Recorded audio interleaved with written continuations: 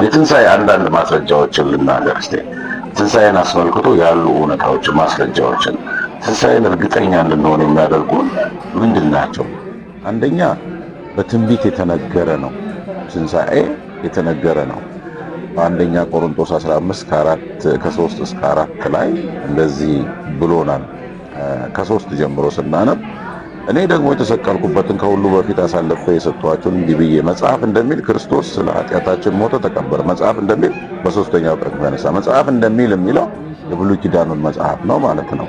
ለምሳሌ ትንሽ አንዳንድ ብዙ ነቢያትም ሕግም ስለ ኢየሱስ ክርስቶስ መከራ፣ ሞት እና ትንሣኤ ተናግረዋል።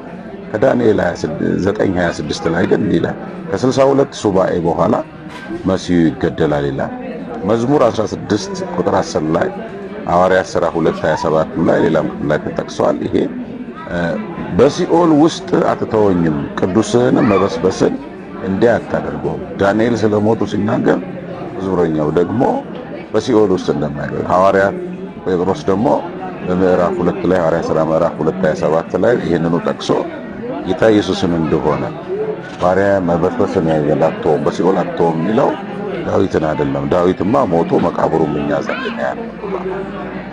ሌላ በኢየሱስ በራሱ የተነገረ ነው። በራእይ መጽሐፍ ላይ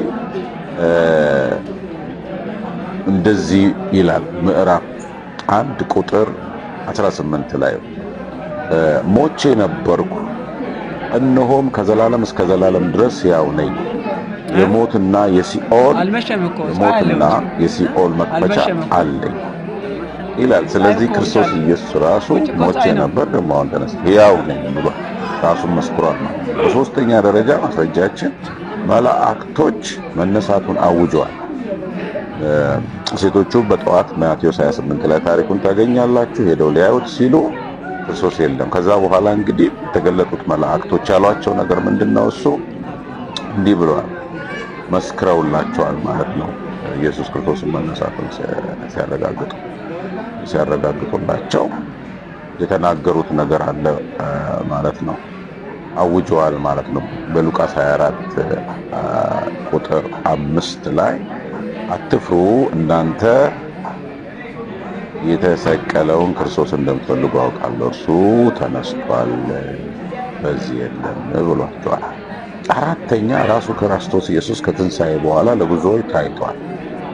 መጽሐፍ ቅዱሳችን እንደዚህ ይላል። በአንደኛ ቆሮንቶስ 15 ከ4 እስከ 5 ላይ መጽሐፍ እንደሚል በሦስተኛው ቀን ተነሳ፣ ለኬፋም ታየ፣ በኋላም ለ12ቱ፣ ከዚያም በኋላ ከ500 በላይ ለሚሆኑ ወንድሞች በአንድ ጊዜ ታየ፣ ከዚያም ለያዕቆብ፣ በኋላም ደግሞ ለሐዋርያት ሁሉ፣ ከሁሉም በኋላ ደግሞ እንደ ጭንጋፍ ለመሆን ለእኔ ደግሞ ታየኝ ይላል ጳውሎስ ማለት ነው። አንደኛ ቆሮንቶስ 15 ከ4 እስከ 8 ኢየሱስ ክርስቶስ ሕያውነቱን አሳይቷል። ራሱ ኢየሱስ ክርስቶስ ታይቷል ማለት ነው። ሌላ ሐዋርያት ደግሞ መስክረዋል። ያው ምስክርነቱን አሁን አንብቤላችኋለሁ።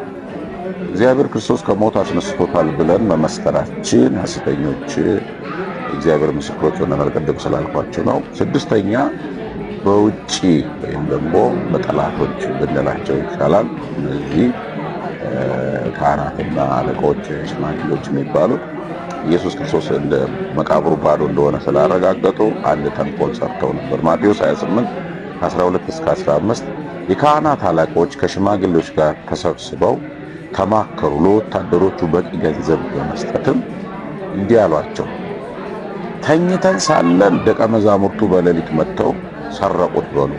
ይሄ ወሬ በገዢው ዘንድ ቢሰማ እንኳን እኛ እናስረዳዋለን፣ ምንም ክፉ ነገር እንዳይደርስባችሁ እናደርጋለን። ወታደሮቹ ደግሞ ገንዘቡን ተቀብለው የታዘዙትን አደረጉ ይለናል ማቴዎስ 28 ከ12 እስከ 15። ስለዚህ ጌታችን ኢየሱስ ክርስቶስ እንግዲህ ተነስቷል ማለት ነው። ይሄንን ክርስቲያኖች እርግጠኞች ሆነን በእምነታችን እንድንጸና፣ ሌሎች ደግሞ ከሞት በስቲያ ሕይወት እንዳለ አውቃችሁ የምትነሱት ለዘላለም ከእግዚአብሔር ጋር የምትመርቱት ይሄ ስለ ሰው ልጆች መከራ የተቀበለውን የሞተውን በሦስተኛው ቀን ደግሞ ከሙታን የተነሳውን ስታምኑና ስታምኑ ብቻ ነው። አለበለዚያው በሁለተኛው ትንሣኤ ለፍርድ ነው የምትነሱ ማለት ነው። ለዘላለም ከእግዚአብሔር ጋር ለመኖር ሳይሆን ለፍርድ ነው። ጌታ ይባርካችሁ።